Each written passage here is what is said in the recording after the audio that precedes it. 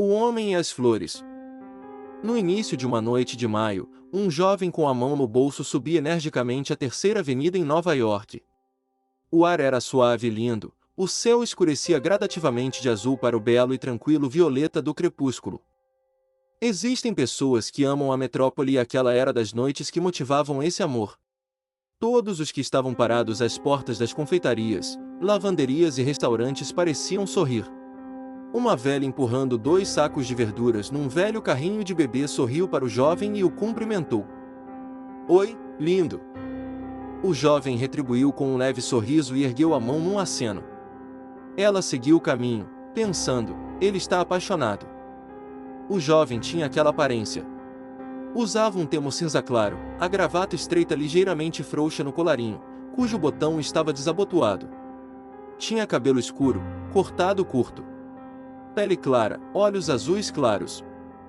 Não era um rosto marcante, mas naquela suave noite de primavera, naquela avenida, em maio de 1963, ele era lindo e a velha refletiu com instantânea e doce nostalgia que na primavera qualquer pessoa pode ser linda, se estiver indo às pressas encontrar-se com a pessoa de seus sonhos para jantar e, talvez, depois dançar.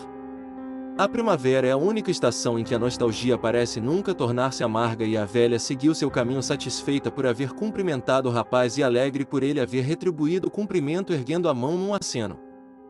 O jovem atravessou a rua 66 andando a passos ágeis e com o mesmo leve sorriso nos lábios. Na metade do quarteirão estava um velho junto a um surrado carrinho de mão cheio de flores, cuja cor predominante era o amarelo, uma festa amarela de junquilhos e crocos. O velho também tinha cravos e algumas rosas de estufa, na maioria amarelas e brancas. Comia um doce e escutava um volumoso rádio transistorizado equilibrado de través no canto do carrinho.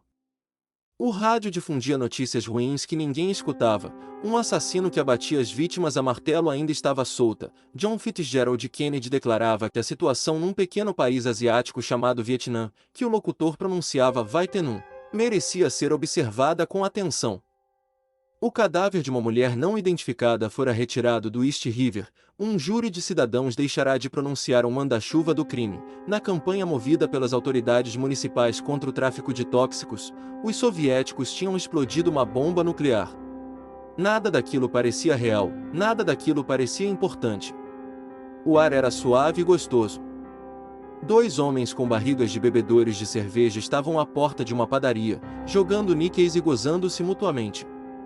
A primavera estremecia na orla do verão e, na metrópole, o verão é a estação dos sonhos.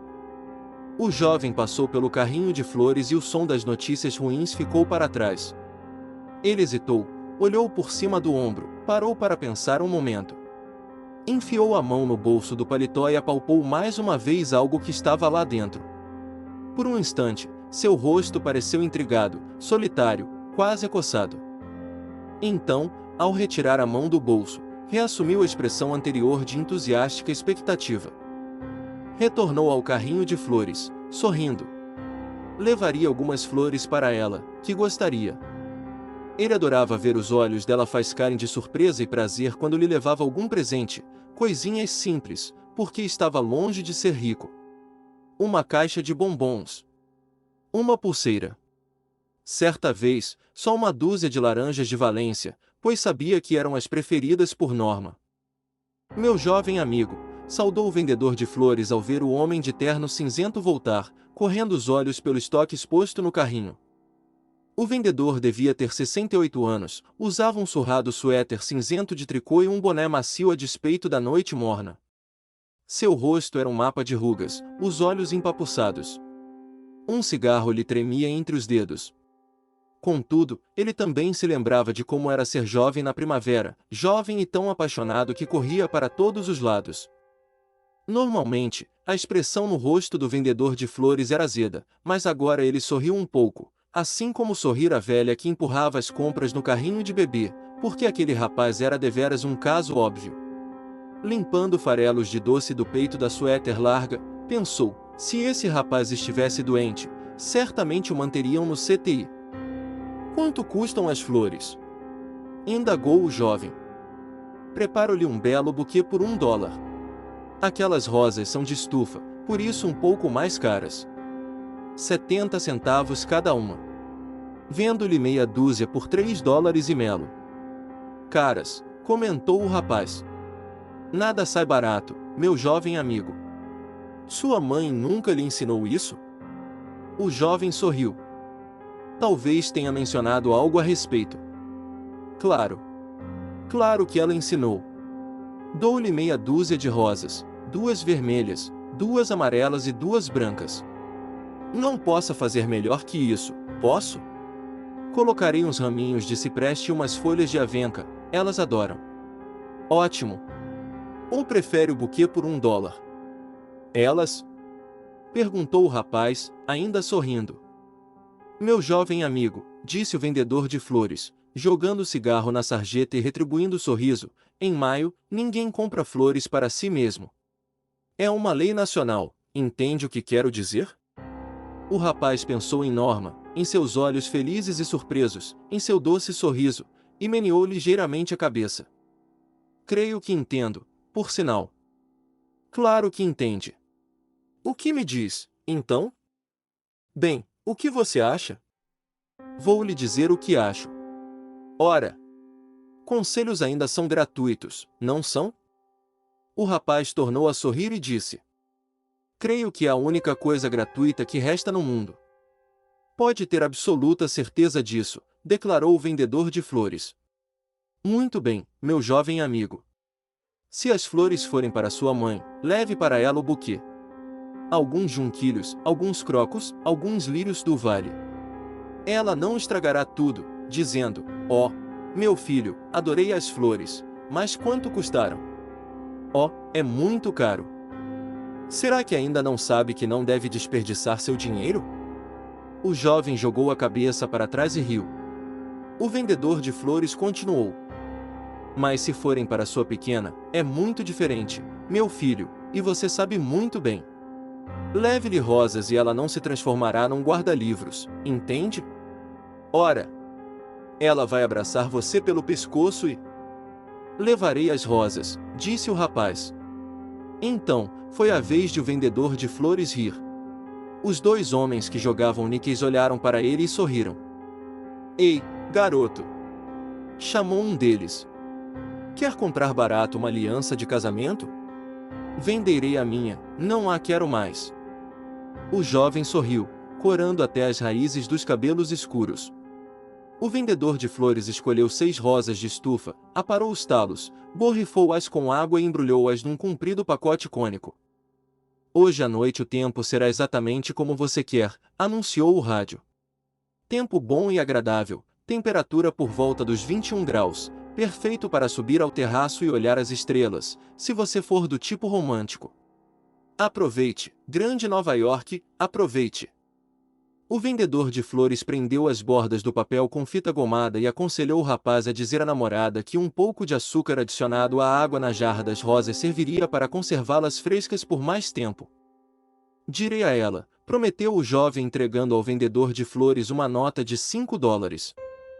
Obrigado. É o meu serviço, meu jovem amigo, respondeu o vendedor de flores, entregando ao rapaz o troco de $1,50. Seu sorriso se tornou um pouco tristonho. Beije-a por mim. No rádio, os Four Seasons começaram a cantar Cherry. O rapaz continuou a subir a avenida, os olhos abertos e entusiasmados, bem alertas, olhando não tanto ao seu redor para a vida que fluía pela terceira avenida, mas para o interior e o futuro, na expectativa. Entretanto, determinadas coisas lhe causavam impressão, uma jovem mãe empurrando um bebê num carrinho, o rosto da criança comicamente lambuzado de sorvete, uma garotinha pulando corda e cantarolando, Beth e Henry em cima da árvore, se beijando. Primeiro vem o amor, depois o casamento e lá vem Henry com o bebê no carrinho, empurrando. 2 mulheres conversavam em frente a uma lavanderia, trocando informações sobre a gravidez enquanto fumavam. Um grupo de homens olhava pela vitrina de uma loja de ferragens para uma imensa TV a cores com uma etiqueta de preço de 4 algarismos. O aparelho mostrava um jogo de beisebol e os jogadores pareciam verdes. Um deles tinha cor de morango e os New York Mets estavam vencendo os Phillies pela contagem de 6-1 no último tempo. O rapaz prosseguiu, carregando as flores, sem perceber que as duas mulheres grávidas em frente à lavanderia tinham parado momentaneamente de conversar e o fitavam com olhos sonhadores quando ele passou com o embrulho. O tempo de receberem flores já terminara muito para elas. Também não percebeu o jovem guarda de trânsito que parou os carros na esquina da Terceira Avenida com a Rua 69 para deixá-lo atravessar. O guarda era noivo e reconheceu a expressão sonhadora na fisionomia do rapaz por causa da imagem que via no espelho ao fazer a barba, onde vinha observando aquela mesma expressão ultimamente. Não percebeu as duas adolescentes que cruzaram com ele em sentido contrário e depois soltaram risadinhas. Parou na esquina da Rua 73 e virou à direita. A rua era um pouco mais escura que as outras, ladeada por casas transformadas em prédios de apartamentos, com restaurantes italianos nos porões. 3 quarteirões adiante, um jogo de beisebol de rua continuava animado à luz do anoitecer. O jovem não chegou até lá, depois de andar meio quarteirão, entrou numa travessa estreita. Agora as estrelas tinham surgido no céu, cintilando levemente. A travessa era escura e cheia de sombras, com vagas silhuetas de latas de lixo. O jovem estava sozinho, agora, não totalmente. Um berro ondulante soou na penumbra avermelhada e ele franziu a testa. Era a canção de amor de um gato e isso nada tinha de lindo. Andou mais devagar e consultou o relógio. Faltavam 15 para as 8 e a qualquer momento Norma. Então, avistou-a, vindo pelo quintal em direção a ele, usando calça comprida azul marinho e uma blusa de marinheiro que fizeram o coração do rapaz doer. Era sempre uma surpresa avistá-la pela primeira vez, sempre um choque delicioso, ela parecia tão jovem. Agora, o sorriso dele brilhou, radiante. Caminhou mais depressa. Norma! Chamou ele. Ela ergueu os olhos e sorriu, mas, quando se aproximou o sorriso murchou. O sorriso do rapaz também tremeu um pouco e ele ficou momentaneamente inquieto. O rosto acima da blusa de marinheiro lhe pareceu subitamente difuso. Estava ficando escuro, estaria ele enganado? Certamente que não. Era Norma. Eu trouxe flores para você, disse ele, feliz e aliviado, entregando-lhe o embrulho.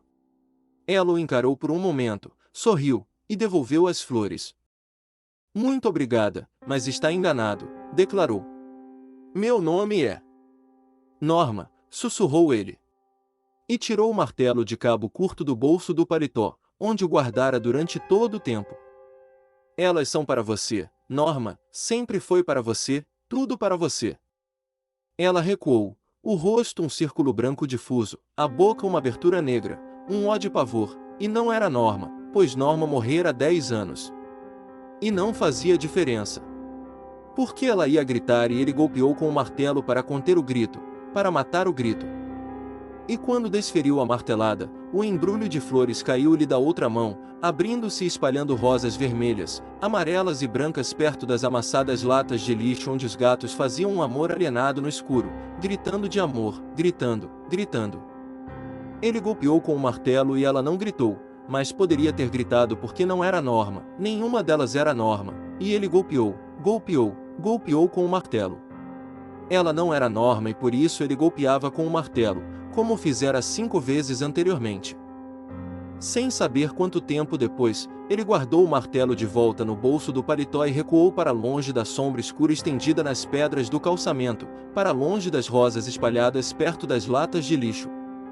Deu meia volta e saiu da travessa estreita. Era noite fechada, agora. Os jogadores de beisebol tinham voltado para casa. Se existissem manchas de sangue em seu terno, elas não apareceriam por causa do escuro. Não no escuro daquela noite de final de primavera. O nome dela não era Norma, mas ele sabia como era seu próprio nome. Era Amor. Chamava-se Amor e perambulava pelas ruas escuras porque Norma o esperava. E ele a encontraria. Algum dia, em breve. Começou a sorrir. A agilidade voltou-lhe ao andar quando ele desceu a Rua 73. Um casal de meia-idade sentado nos degraus do prédio onde morava observou-o passar de cabeça tombada para um lado, olhar distante, um leve sorriso nos lábios. Depois que ele passou, a mulher perguntou: Por que você nunca mais tem aquela aparência? Hein? Nada, disse ela. Mas observou o jovem de terno cinza desaparecer na escuridão da noite e refletiu que se existia algo mais lindo que a primavera, era o amor dos jovens.